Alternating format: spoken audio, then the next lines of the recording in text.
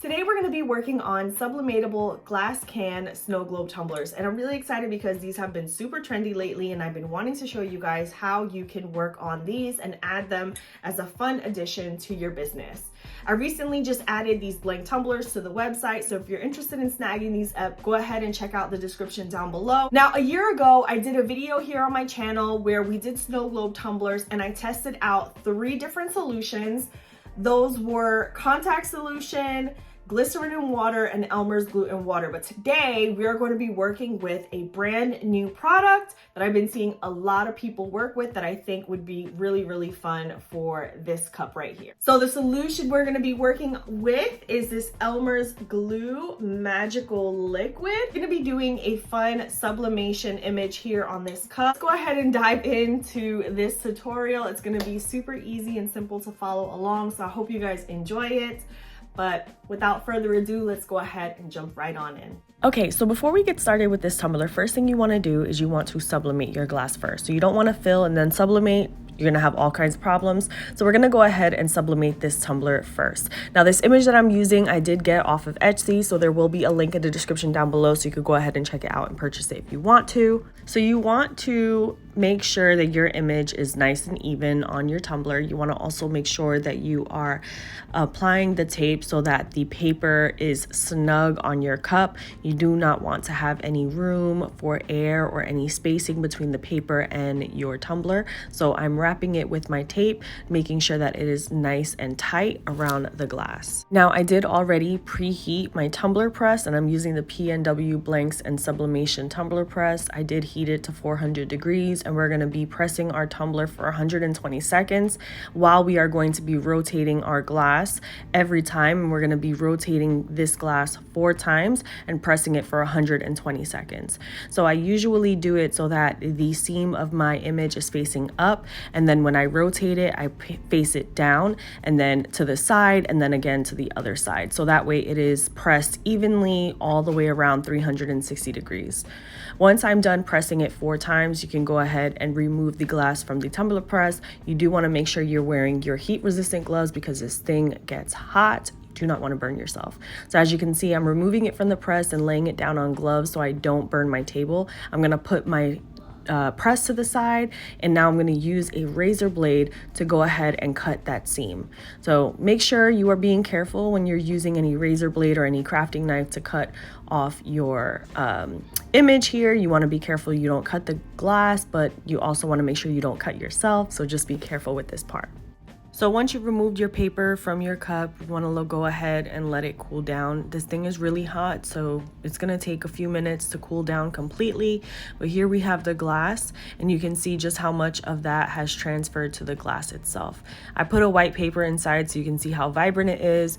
Take into account that we are not sublimating on a stainless steel tumbler. We are sublimating on glass, so it will be translucent. Your image is going to be translucent. So now it's time to get the supplies that we're going to be needing to fill the inside of our glass tumbler. So I have 2 cups. We're going to be doing 2 colors. I have the magical liquid, and I have 2 syringes. Like I said, we're using 2 different colors, so 2 cups for each color and 2 syringes to be able to put inside of the tumbler. Now I pulled out a few different colors here: white snow, freedom, red, peach, and this really pretty yellow called savory. These are dispersion colors from Counterculture DIY. I'll have everything listed in the description down below.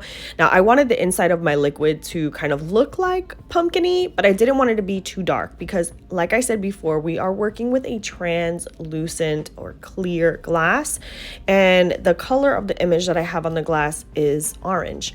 If I put a dark orange or an orange that matches the color that's on the glass, it's going to wash out the image. So I wanted to keep the color that we're going to be putting on the inside of the glass as light as possible. So we're going to be using white, and we're also going to be using a peachy color so that we get the idea that this is pumpkin spice, but it's not going to wash out all the beautiful oranges that we have inside of the cup.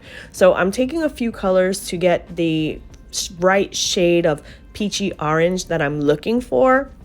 The color that I use for the dispersion color, I just wanted it just a slightly darker, but not too much darker.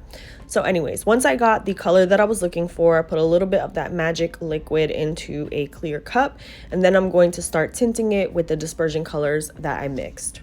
So we are going to put that color inside there. We're going to mix. It's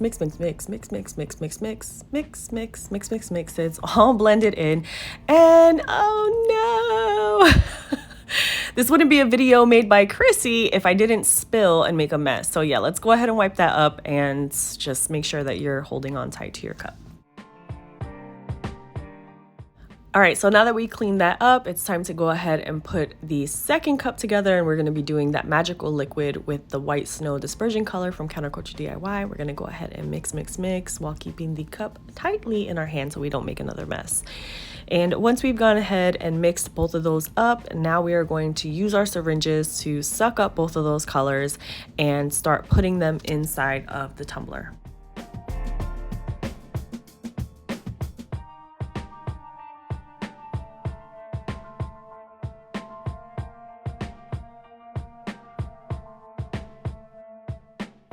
So my idea was that I wanted to put the white in first because we are trying to make this look like a pumpkin spiced latte or something with the foam or the whipped cream on top. So I'm putting in the white first so that we can have that kind of be at the top of our cup.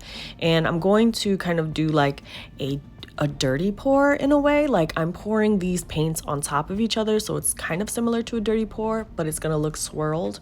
So I went in with the white, then I'm gonna go in with the orangey peachy color, and I'm trying to make sure that I kind of put the paint on both sides. You can see how I'm like tilting the cup around so that it falls evenly on all sides of my cup on the inside. Then I'm gonna go back in with that white, and then I'm gonna go back and forth again with that orange peachy color. And this is basically what I do until I filled up the tumbler all the way up on the inside.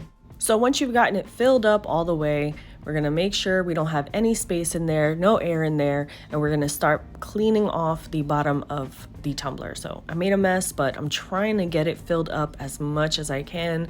There's a lot of air trapped in there, so I'm taking my time and making sure that I get it all filled up, at least as much as I possibly can, okay? So don't come for me making a mess. I know I will be cleaning it up after I got it filled up all the way, but I'm just trying to make sure we don't have any air bubbles in here. So here I'm doing like drop by drop, filling it in. And then yeah, once I got it cleaned out on the bottom, we're gonna go ahead and seal this up using our UV resin. Using 91% alcohol to clean the bottom of my tumbler, and this is the UV resin that I am using. So I'm just going and plugging that up with the UV resin and curing it with my UV light for 99 seconds. If you wanted to, you could have mixed up your UV resin with like a pretty little glitter color and make it like a cute little bottom, but for the purposes of this YouTube tutorial, I just sealed it really quickly with the clear UV resin. Once it was all sealed up, I cleaned it off really good. Now you can see what we have, what the cup looks like so far. Now we're gonna move on forward to our whip topping. This is actually something that I decided to add last minute. I have a whip topper tutorial that I did several years ago here on my channel, so I will have a link to that if you want to check out how I did that one. It was inspired by Ray Dunn, and it was a removable topper back in the day before the toppers got super popular. So if you wanted to go ahead and check that out, check it out. This video, we are going to be applying our whipped cream topper right on the lid itself, and I'm keeping the whipped cream white. So I'm just scooping a little bit of that spackling paint here, and I am going to be tinting it with the white snow. Again, I'm using that dispersion color by Counterculture DIY. This spackling you can get at the dollar store, you can get at your local hardware store, and you can also use like a 2-part resin if you have Culture Sculpt. But I'm just going ahead and mixing that up just to make it look really, really white like whipped cream would. And I'm using a plastic bag piping bag, and I'm also using this large star shaped tip, and I'm gonna just put that inside all the way in the bag so that when I put in my spackling or my faux whipped cream, it comes out nicely like whipped cream would. So you might have to fuss with that tip just to make sure that it fits correctly. Wanted to make sure it was in all the way. There you can see what it looks like. And now I'm gonna just put this piping bag inside a red Solo cup And then I'm gonna scoop the faux whipped cream into the bag. I'm gonna go ahead and do that. You don't need a lot for this, especially if you're just using a little bit for that whipped cream topper. I'm scooping out as much as I can, and then we're gonna go ahead and remove the bag from the cup. Before I do that, here we go. Yep, you do wanna make sure that you are putting a straw inside, because we are gonna be using a straw with this tumbler. So make sure you have your straw in there. That's gonna be your guide to where the hole's gonna stay open for your whipped cream. I am now taking that bag and I am piping it all around. So I'm spinning the cup while I'm squeezing the bag. It's easier for me to have control over the whipped cream while I'm spinning the cup versus trying to move my hand with the whipped cream, if that makes sense. So instead of just using my wrist to go around the cup, I'm just squeezing and using my other hand to turn the cup so that it goes on there as evenly and smoothly as possible. So once I was happy with how the whipped cream came out, I went ahead and grabbed some old polymer clay sprinkle mixes that I had in the shop, and I'm going to be using the white and brown colors of sprinkles from this peppermint mix that I had. We do not have this one in stock. It was a seasonal holiday mix that we had added. I believe it must have been like about 2 years ago. And then I'm also going to be using these leaf glitter shapes that I also had once upon a time. And I'm going to be using my tweezers to pick up one by one, just get all the colors on there. Now, some people like to apply their sprinkles and their glitter, and then after it's been dried, they go in with resin on top. I'm not going to do that. I'm going to let this whip topper just dry with the sprinkles and the glitter in there. So I'm really making sure that I push the sprinkles and the glitter into the spackling. So when it dries holding on to those sprinkles and the leaf. If you want to go an extra step, you can take a little bit of UV resin or regular resin and brush it on with a fluffy brush or whatever if you want to add like more protection on top of that. But in my experience and opinion, it's really not needed. But you could go that extra step if you want to. So it usually takes a good 24 hours for your spackling to dry all the way. I usually leave my straw in there for about an hour before I come back to remove it. And I want to make sure that my spackling is stiff enough to where I'm not going to mess up the whipped cream. Now I'm coming back and I'm removing that lid, and I'm just taking the straw from the bottom and I am pulling it out while also twisting it so that the inside of the whipped cream topper can stay nice and clean. There you can see it is nice and clean in there. We don't have anything yucky, and there's a lot of space for us to use once it dries 100%. So I'm just going to put that topper back on the glass and let it dry for 24 hours, and then we are done. So I really hope you guys enjoyed this tutorial. I had a lot of fun making this tumbler, and I had a lot of fun using this magical liquid. I hope you guys enjoyed this video, and don't forget, you can check the link in the description down below for these glasses and all of the products that I use for this video. Thank you guys so much for watching, and I will see you all next Sunday.